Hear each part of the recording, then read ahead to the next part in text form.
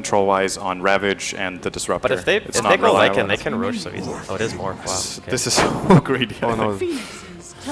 Don't know about that, but it's still okay if they want to push, because morphing, you know how morphing fits into a push strat is you can always take care of the other lanes with replicate. So you make sure the lanes are pushed out, so the whole team can find a better timing to actually run down the lane, and you just have a better momentum in the game. So in case the enemy is like pushing with Prophet, you can defend with morphing and replicate to the lane where your team is pushing.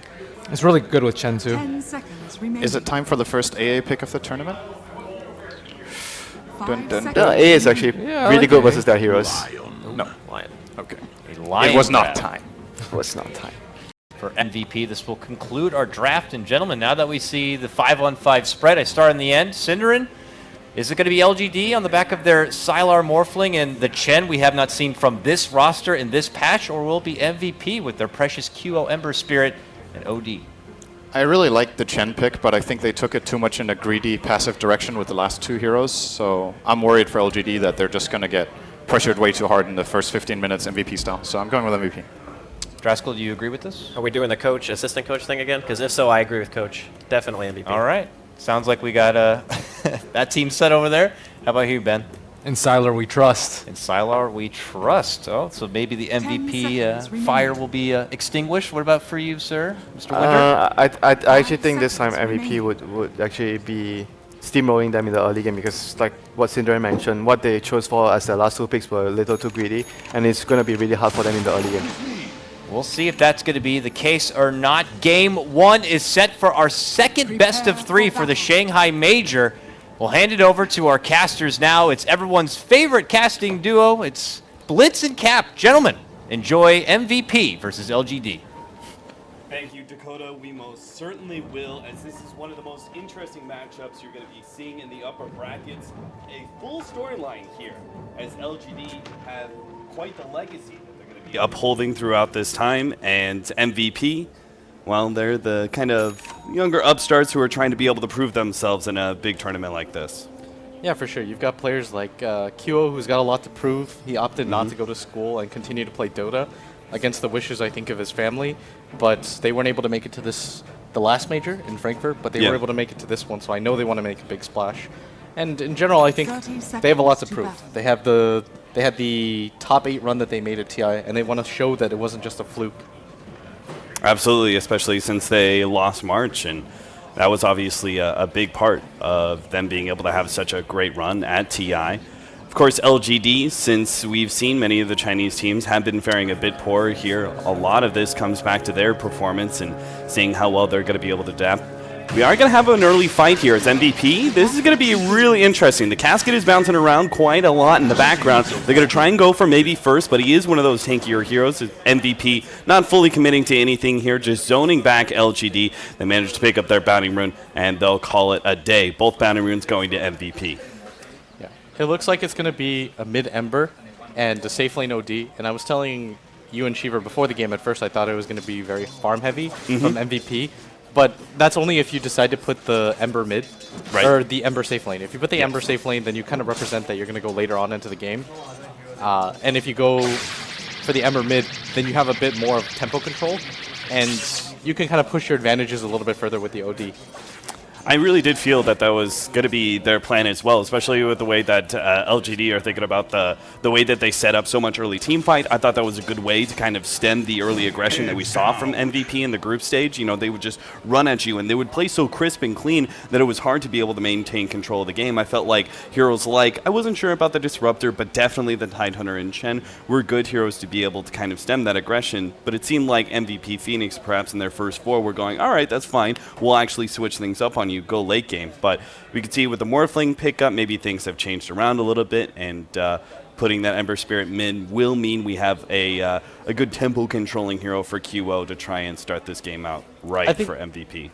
I think the one thing that's a pretty big characteristic about MVP is that they don't really care about the cooldowns that they fight around. And that's something that LGD have to respect. That's the one downside of LGD's lineup that the panel mentioned. So much of it revolves around how much this Tidehunter can do with the Ravages that you have available. And LGD, they're going to have to use the Chen to kind of set the tempo and use the Tidehunter to secure the team fights. Like, the first few team fights in this game are going to change so much. Like, if MVP can get away with it somewhat of an even trade after the first Ravage and kind of push on through, LGD is going to be in some trouble. It's going to be especially hard for Chen to be able to maintain that kind of early control, seeing as MVP do have some strong heroes versus it. They've got the Witch Doctor with the Paralyzing Cast being a good way to control those early creeps, but you also have the Nature's Prophet, who I think is also a pretty decent pickup against Chen in certain ways, in that it's able to always be able to exert some sort of global control, which does help in dealing with the Chen's early ganks, perhaps. Yeah. Forev going to get harassed out a lot by MMY. Is Disruptor is one of those solo supports that is just super annoying to play against in general for the offlane role. Thunderstrike doing so much damage. It does 160 damage over time at level 1. It's one of the stronger level 1 abilities you can get your hands on. And then later on, if he gets level 3, he can potentially have 2 levels of Glimpse already and have that long range, or maybe a level in Kinetic Field. Either way is going to be a good way to actually keep Rev locked in. And we do know he's facing up against the heavy, hard-hitting Morphling, which is also one of the tougher carries to go up against. While he may not be able to provide his own disables of any kind, he just hits hard with the nuke as well as a lot of right-click damage. Yeah. And something I really like about MVP Phoenix's lineup is this is a complete change of pace. In the group stage, we saw them almost exclusively play this, we're never going to jungle, we're just going to run at you style. Yep. But this time around, it feels like they made adjustments, and they don't want to just be one-dimensional coming into this tournament. I know for the group stage, they wanted to play really fast. Like, Kyo even told me that their plan was to go for this kind of like 10-minute style where they just won really aggressively. But this time around, they're showcasing, the other tempo, the ability to go later on into the game so that teams just don't think if they hold the line that they can win. Yeah, I mean, that's actually what I thought LGD were going to be doing the best of, was sitting back and being able to just kind of like control out the game. But I'm really surprised that MVP Phoenix did switch things around so much on us, but it does show at least an attempt at versatility. We'll see whether or not they're able to execute with the same kind of crispness that we saw in the group stage.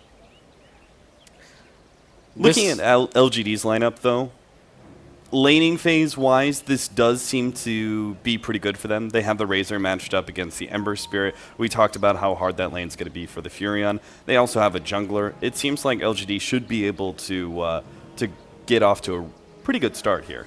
What did the analyst panel say? Synderen said that MVP would win, right? And so did Driscoll. Who did Winter say would win? You said MVP. Oh, only Ben said okay, LGD. so then MVP won for sure. So I was just going to go against whatever Ben said and go with Winter. So I was like, normally that's like an okay plan. It was like, Winter tells me Fnatic is going to show up and play a decent style. I'm like, you're a clown, Winter. I like how you switched things up. Last time around, you were flaming Winter's picks no matter what. Now you're changing it over to Ben Wu. Yeah, I mean, you just got to rotate the BTS circle of hate.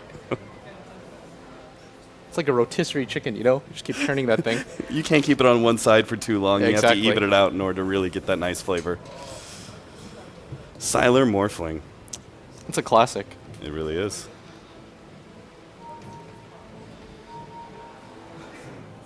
Winner of this, remember, is going to play against Liquid, I believe. Loser. Who do you think has a better chance against Liquid Who between has a these better two teams? chance? I think MVP does. I think Liquid would prefer playing LGD. Is it due to the fact that MVP can play so quickly and are one of those tempo controlling teams? I think we just don't have enough data on them. Whereas for LGD, things are a lot more stable. Like Ben was able to call their Morphling last pick. Like they pigeonhole themselves a little bit more than I feel MVP does. How did you feel about the Disruptor first pick, by the way, in response to the Furion? They picked up Disruptor Tide, which I love the Tide. I wasn't really sure about the Disruptor in the first one, too. It's okay, because I think Disruptor's quite good against Ember in some ways. Like if you drop the ult immediately, the only downside is LGD don't really have a disable to stack on top of it. So if Q's really fast, then he just walks out of it before he can get the ring off when he has early levels, and then you just zip out. You need something to lock him in, like simultaneously, because if he's even on the edge when you cast it, then he's almost always going to just teleport away, and the glimpse won't catch him. But what do you think kind of the motivation was behind it, picking it up so early at the very least? I think Was it just all about just getting strong teamfight heroes? Yeah, not committing too hard. as Yeah. well. Like you want to pick your cores later and later on, so they don't just get hard countered. Almost all the teams are always going to pick their cores like 4th, 5th, or when another team has already shown what they're going to do with the 2 supports. Right. You never want like a core hero to be countered by something below you, if you can at all help it. And what did you think about the Lion last pick from MVP? I think it's pretty good. They needed more control, and they want active fight as much as possible. Like if you're MVP, you almost want to play around the cooldowns. Like when you play against a Tidehunter, you have to be able to re-up really quickly. Like you take the fight, let's say even if you lose the fight 3-0, you have to be able to just kind of reload, say, okay, we lost that fight, but now that Ravage is down, let's take a fight. Yeah, try and force another fight or at least be able to take some objectives. Exactly. If you just kind of wait, you lose the fight, and your mentality is, oh, well, we lost that fight, let's relax a little bit or slow down, then you either have to go ultra late game or you just have to concede that you're going to fight around the Tide cooldowns. You almost never want to do that. You want the Tide to use it for like solo Ravages or these inefficient like 2-man ganks or something like that. What about the Ancient Apparition, though, that the panel was talking about? I was a big fan of that, but it seems like one of the few times that we would possibly see an Ancient Apparition is that hero's just currently not really in the meta at all. Do you think that's just not possible? I think It A would doesn't have really been fit? A would have been really good. Yeah. I don't think it fits MVP's playstyle, but you have to learn how to make those adjustments. Just because AA, it's good against almost all of LGD's heroes if you look at it.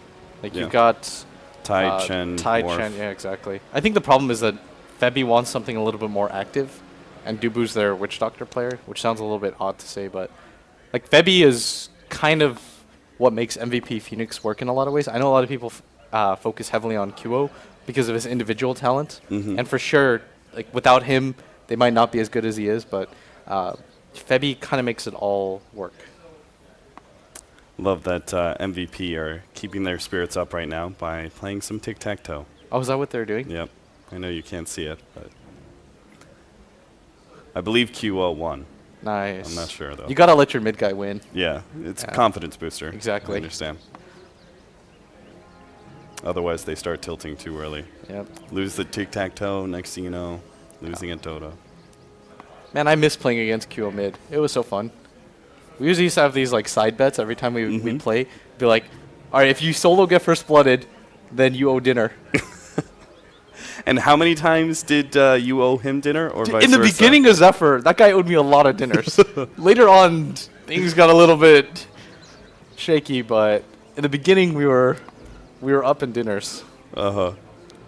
I think I owed At him. the time, Yeah, at the Blitz time. 7K Storm Spirit was just beating on a I was a 4K 7K player. I was like, back then, it was like 4.3K or something. Yeah, but at heart you were. Yeah. At heart you were. I was not an MMR grinder. I kind of regret that. I feel like back then, a lot of people just put too much into scrims and not into just upping your own individual play. And now, players like Sumail, Miracle, all those mid one, they're showing that MMR at least means that you're willing to grind and that you can make these incremental improvements. We'll talk about mid one a little bit. The newer players to MVP. What? To Fnatic. Or, sorry, Fnatic. I was like, I'm losing my mind a little bit here.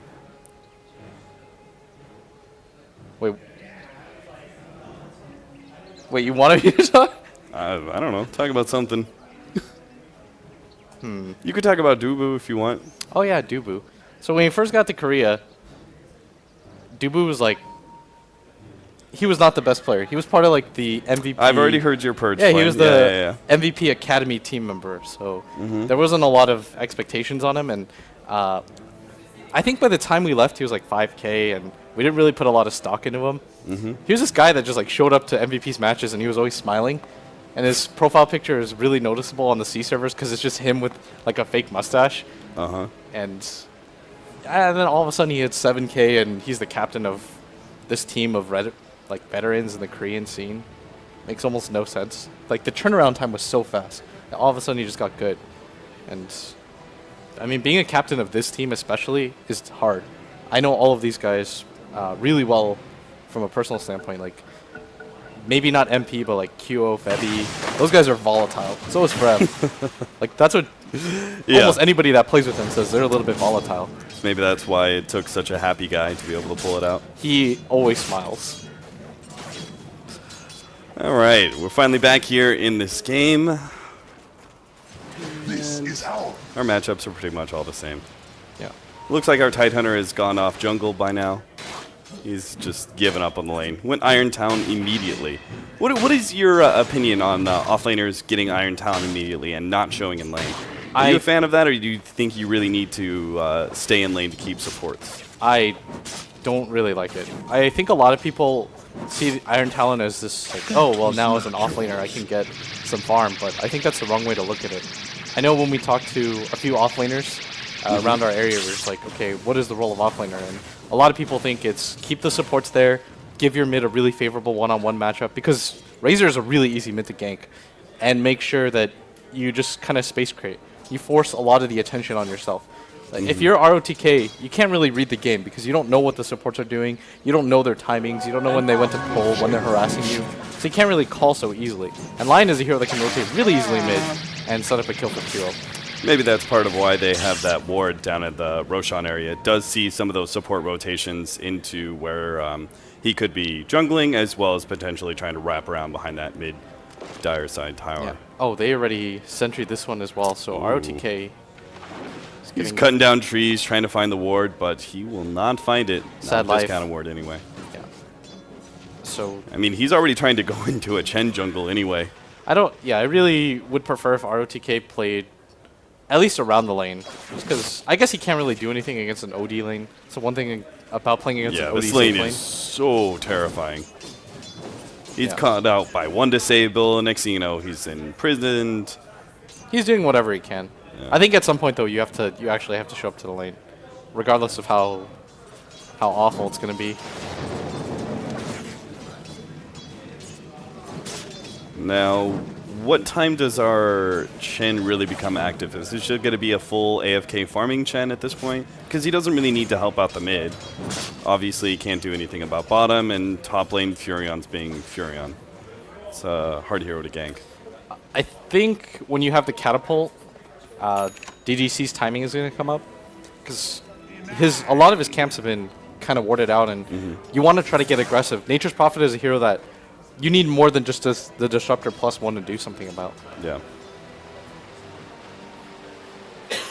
Brev already has his phase booth plus level 4. He's actually in pretty good position.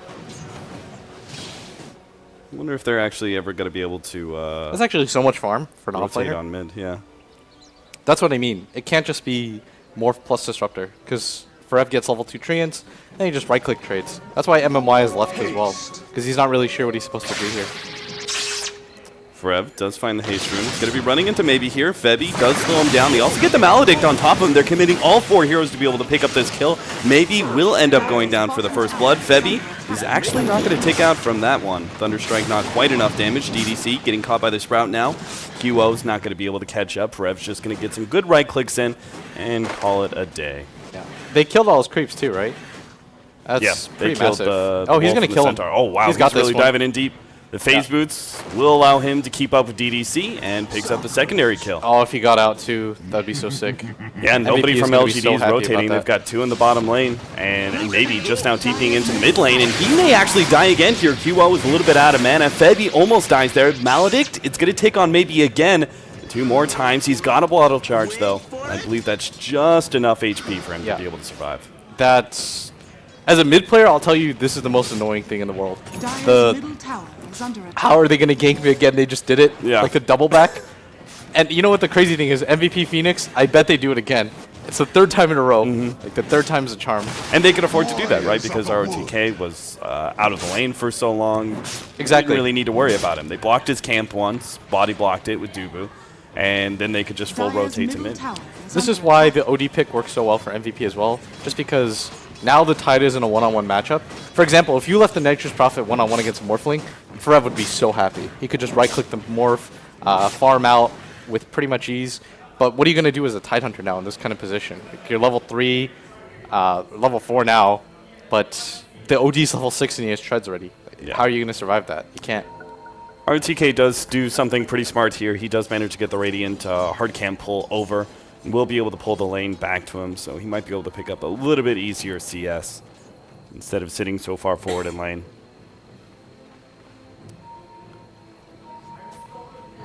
Forev sitting on that top rune. Maybe he's going to make his rotation, but again, the supports are going to be there. Maybe he's going to be surrounded for the third time as the Ember Spirit is going to be able to sit on top of him with that Flame Guard. They should be an easy kill for one, but are they going to be able to get a turnaround kill? Dubu is going to be right-clicked down, but the Flame Guard is still up for QO. He's going to chase down MMY. Vevy's going to help him out with a couple right-clicks, and they'll pick up that kill as well. Forev claims the double kill. 4-1 now to the favor of MVP. Yeah, and the Razor's going to learn a really important lesson there. Don't go to runes alone. Make sure that your supports have secured it first. Not against MVP, that's for sure. You may have thought that they were going to be slowing down the tempo of this game with the way they picked up later game heroes such as OD, Ember, and Furion, but these heroes all are able to come online by about 4 to 6 minutes. Yeah. And Fevy's now running an ROTK. He's going to make sure that staircase is going to be completely blocked out. With Forev joining the crew, they're going to be able to find yet another easy kill. MVP Phoenix are just controlling this game so damn well in the first 10 minutes. The laning phase has gone way too well for them, and now this Ember's in a position where he can actually actively lane against this Razor. And that's the whole point of picking Razor, is that you want a favorable laning situation. They haven't even been able to get it, as they're going to run at them again, but this is going to put MMY in such an awkward position, Cap, where he has to camp mid, he's not getting levels, and as a solo support disruptor, you don't really come online until you're 6, and you never want to be behind with this hero. You want to consistently play aggressively. And so he's going to be really unhappy about having to make this playstyle change. It's going to open up this top lane for Frev to do whatever he wants. Especially since his controlling mechanisms aren't actually going to be all that good against an Ember Spirit. Once that Ember Spirit picks up level 6, if they somehow manage to run at the Razor and he tries to send the Ember back, he'll just throw a Spirit forward. Yeah, they knew the two supports are here, so that's pretty good for ROTK. As I don't really think they can get a kill here. ROTK is playing this really smart, actually. He's just soaking up XP. He knows because of the catapult that they're most likely at bottom trying to do the wraparound. That's tower is under attack. Dual support 101, I think. Yeah. That being said, MVP Phoenix don't necessarily have the greatest way to quickly take towers just because they have managed to get control of the early game despite something that I said earlier. There is going to be plenty of time for LGD to be able to make a comeback in the mid game where many of their heroes are going to be strongest, such as Razor and Tide. You've got to get this Tide level 6, though. I think the first Ravage is going to mean a lot. Maybe he's going to get gone again, but Kyo just jumps out. He's just baiting it at this point. And ROTK, he's going to get his level 6 off of this, which is pretty big for him. He's almost got Arcane Boots, too. So he hasn't been as slowed down as we thought. Although that's pretty rough compared to the other offlaner. Like this, Nature's Prophet is going to help pick up a tower mid, and he's got 3,400 net worth. They're going to rotate LGD supports around. They're not actually going straight for the tower here. They're going to rotate all the way around, perhaps to bottom lane. Maybe they think that mid lane fight is not one that they can actually take, and they want to try and pick off MP. They just lay down a counter wards. Pretty typical for supports on Radiant side to try and get that cliff ward up, but wasn't actually there this time around. Yeah. The benefit of having a core like Morph is oftentimes what will happen, Cap, is when you rotate both your supports like that, your core has to run away. Like he just has to hide in the jungle or farm out. But the Morph can continue to show because there's not a whole lot I think MVP has that can kill him when he has Wand and Strike Treads. So he can actually afford to try and push out that lane and maybe challenge the tower. If Furion's going to be so active in the mid lane. He wants to try to get the NP up there because Forev is doing way too much on the map right now. Like, you want to bring this Nature's Prophet up, try to force him to get a little bit more farm out of that. Because right now, the Nature's Prophet has even more net worth than this Morphling. And yeah, it's tower gold, but still, it doesn't really matter that much.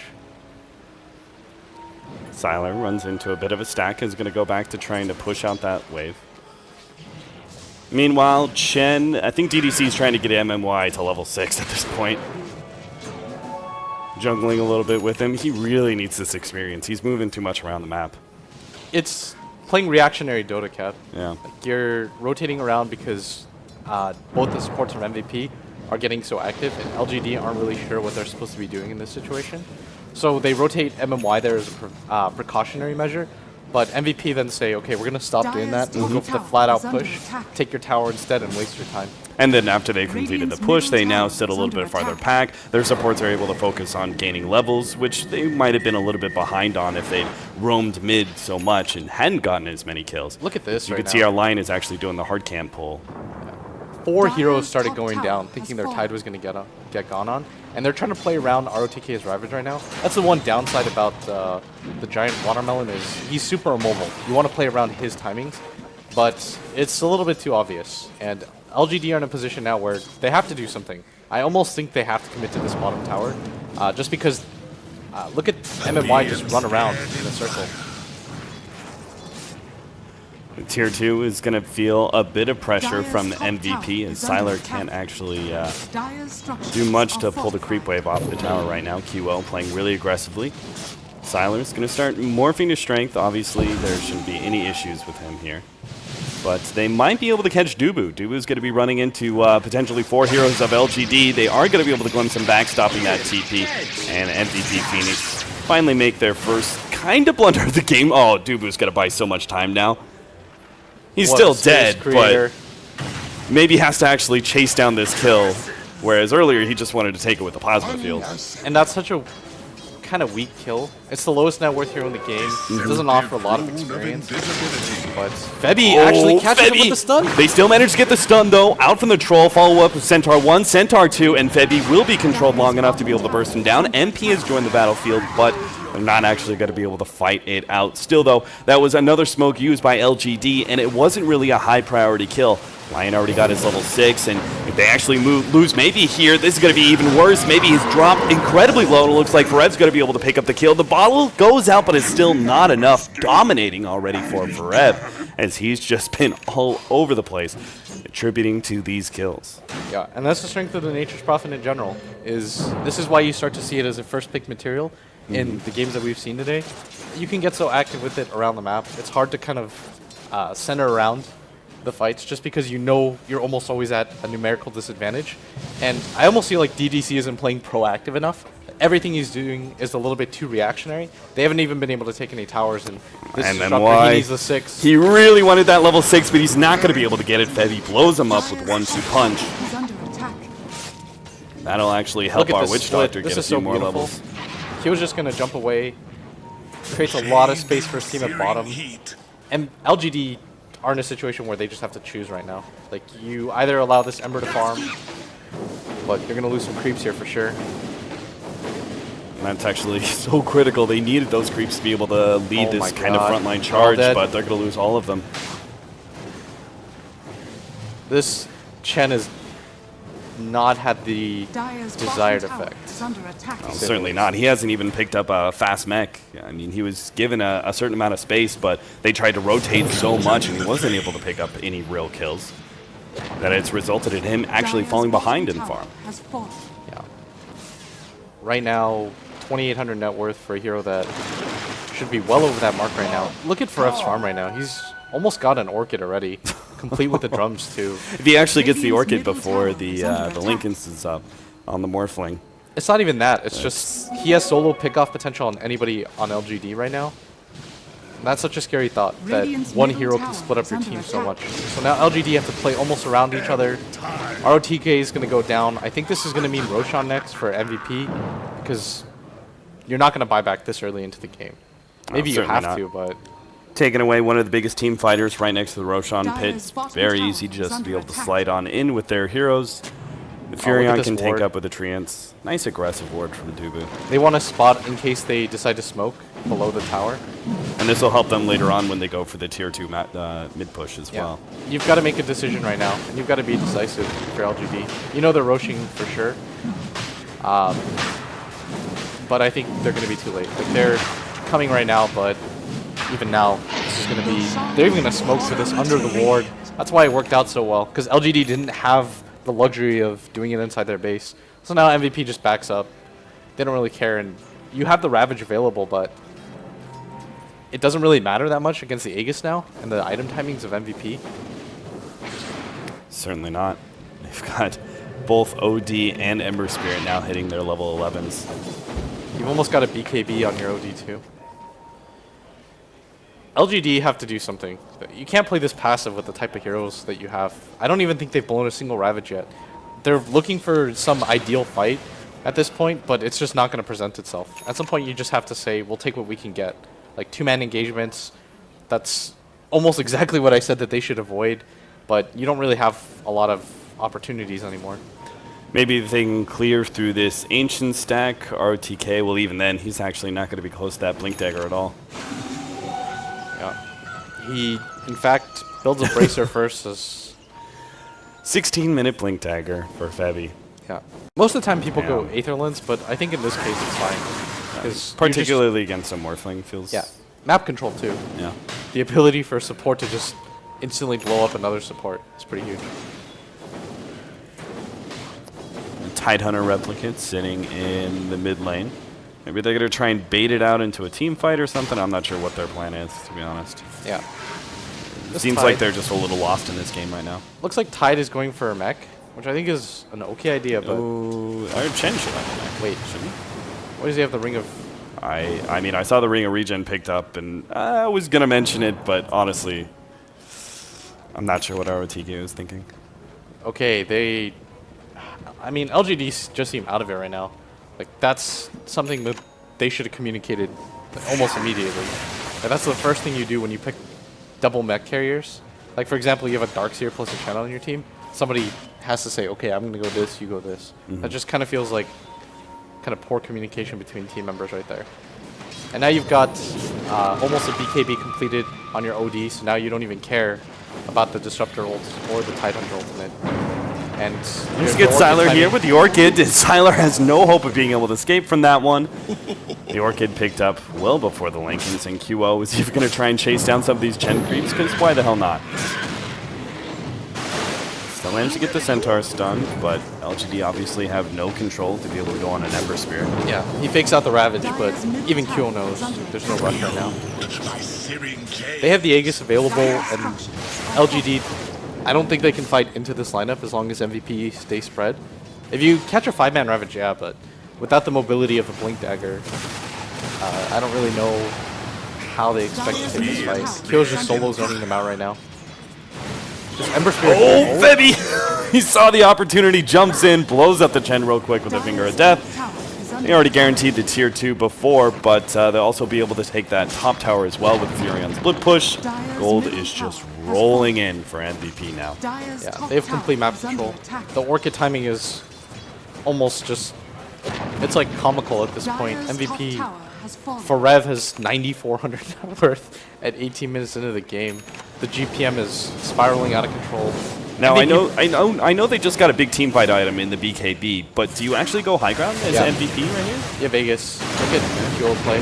Jesus, maybe he's just going to be blown up right away as QO's leading him far in. MP finally drops the ultimate. The Ravage goes down. They actually get some control over the Ember Spear. It looks like they got the Static Storm over it, but Sylar's died at the same time on the left-hand side. A 1-for-2 exchange. They bring back MP, still has that Aegis though. LGD really can't commit too much going on that. In fact, with a Witch Doctor there, MP's willing to turn and fight ROTK as the backline is being controlled up by this cast time and time again. ROTK getting body blocked up by Febby beautifully, and they turn their attention back to the tier 3 tower and attempt to end this game nice and early. Yeah, MVP showing that it's not even really like the typical 5-man push heroes that they show off. It's more they're just so good at controlling the map that they make it look easy. 19-minute racks, and arguably they have better late game. Actually, I don't even think it's arguable. You've got Nature's Prophet, Ember Spirit, and OD as cores. You've got the late game on lock. LGD, the one time they had that huge comeback against OG, I think they had the better late game cores, and that's why we never counted them out. But this game is rapidly kind of just gone out of control right now. Yeah, LGD very much had this window of time that was supposed to start anywhere from like 15 to 20 minutes and go to like 35 minutes. If you win too late, you'd be entirely dependent on your Morphling at that point in time. But yeah, I think we've seen one Ravage this game so far too, and it just hit the Ember Spirit. Yeah, and that's even less about ROTK and more just the fact that MVP are fighting around that fact. Like, they're splitting up the map constantly. They're making it difficult for ROTK to ever get aggressive, and they've completely phased this Chen out of this game so far. Is MP, what's this early Hyperstone going for? He's going Is for it actually Moonshard. Moonshard? Yeah. Moonshard, essentially second item if you were going to preclude the treads and drums. Oh, okay. BKB into Moonshard. Your Nature's Prophet has Axe. I don't even think it's that great of an item in this position. When you're so far ahead that you've already taken a top lane. Yeah, you might as well get like a Necro 3 or something. You have full control of the game. There's not much need for split pushing. MP's just like, what do I buy, guys? I got 4.2k. I've never been in this position before. RTK forced to TP back. QO already using those steering chains. There's the Ether Lens now for Lion, but we're pretty much waiting on LGD to go high ground once again. Or, excuse me, MVP. Yeah, LGD are going to be hard pressed to stop this. Like QO dives in and somehow creates space for his team in that dive, and they don't even care that they're losing their pseudo 1 position as Febby looking for the opportunity. he wants to blow up ROTK if he can. Oh, he just got him too, Febby. Jesus, I thought LGD was going to be ready for that one, and they scattered him out a little bit, but apparently not. RTK is down. He has buyback. They knew it was coming, but what are you supposed to do, Cal? Commit the Ravage and the Disruptor ulti Yeah. to stop a line from going on your Tidehunter? Febby's thinking to himself, that's a win-win situation. Like, I go in, it does nothing, they'll drop ultis, and MVP starting the dual front assault. This is so clean by them. RTK's still not buying back, but he almost needs to. 15 seconds left. Both tier 3 towers are going to be down. I think he's at the realm where you don't. Once you're around like 15 seconds, unless you're at threat of losing racks right then, if it's not imminent, you have time. Nature's Prophet actually going to TP into the base. Go for maybe here with the Orchid. They have controlled up MP until the BKB comes into play. Blows up the Siler Morphling. They're going to go on MMY next. It's just a slaughterhouse as MP is just stealing so much intelligence now. GG called by Siler. A very clean victory here for MVP in game number 1. We're talking about potential changes of style and the draft and everything else, but this is looking like the group stage all over again for MVP Phoenix. Yeah. This time they did it with heroes that were slightly different. So I thought maybe, you get a slower tempo game, but it doesn't even feel like the heroes matter so much as their playstyle. They just played way too fast for LGD. That Chen pick just did not pay off.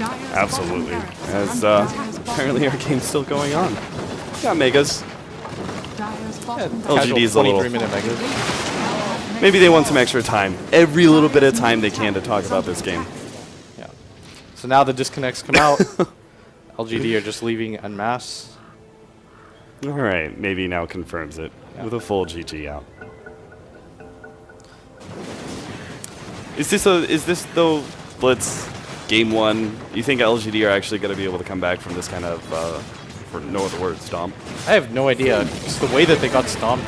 I feel like they're going to be shell shocked. I was. I thought the Chen pick was going to do a lot more than this. All right, well, that